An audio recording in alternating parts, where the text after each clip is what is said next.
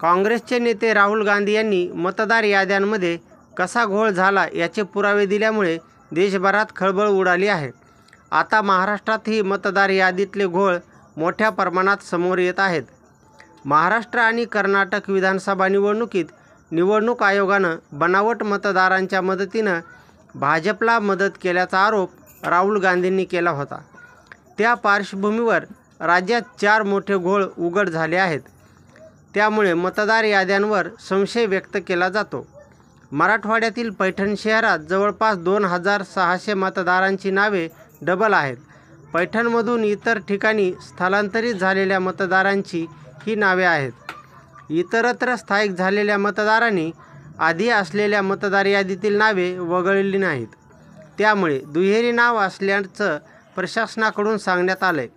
तर राहुल गांधींनी महाराष्ट्र विधानसभा निवडणुकीत भाजपनं मतचोरी आणि बनावट मतदानातून विजय मिळवल्याचा आरोप केला होता.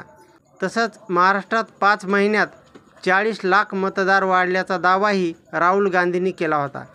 आणि त्यानंतर राज्यात मतदार यादीतील घोळांची मालिका सुरू झाली आहे.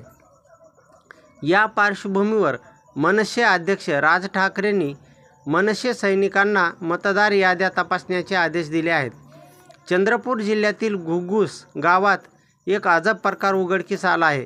एकाच घरात तब्बल 119 मतदारांची नोंद सापडली आहे. छोट्याशा घरात 119 मतदारांची नोंदणी कशी होऊ शकते असा प्रश्न आता निर्माण झाला आहे. काँग्रेसच्या स्थानिक पदाधिकाऱ्यांनी मतदार यादीची तपासणी केल्यावर हा प्रकार उघड झाला. 119 मतदार बोगस तर नाहीत ना अशी शंकाही उपस्थित झाली. राज्यात चांदा ते बांदा मतदार यादीतील घोळ पाहायला मिळत आहे. नालासोपारा विधानसभा मतदारसंघात माता जीवदानी चाळ इथल्या सुषमा गुप्ता या महिलेचं मतदार यादीत तब्बल 6 वेळा नाव असल्याचा प्रकार समोर आला. एकाच पानावर सुषमा गुप्ता यांचं नाव 6 वेळा आल्याचे पाहायला मिळते. नाशिकमध्ये तर बोगस वोटर आयडीच आढळून आले आहेत. ठाकरेंच्या शिवसेनेचे पदाधिकारी योगेश गांगुर्डेंनी हा पर्दाफाश केला. एकाच नावाने 3 बनावट मतदान कार्ड पाहायला मिळाले आहेत.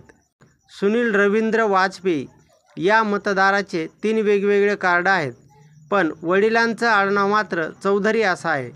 विवेक मुंडले आणि योगेश काळुंगे ही नावे वेगवेगळी आहेत. पण फोटो मात्र एकच आहे. विहंग परब यांच्या वडिलांचं आडनाव वैद्य झालं आहे.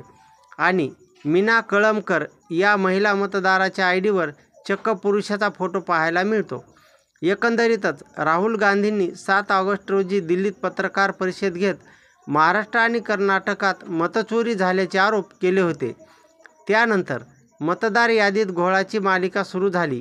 घोळांची ही मालिका विरोधकांच्या आरोपांना बळ देणारी ठरत आहे. त्यामुळे निवडणूक आयोगाने या सर्व प्रकारावर खुलासा करण्याची गरज निर्माण झाली आहे.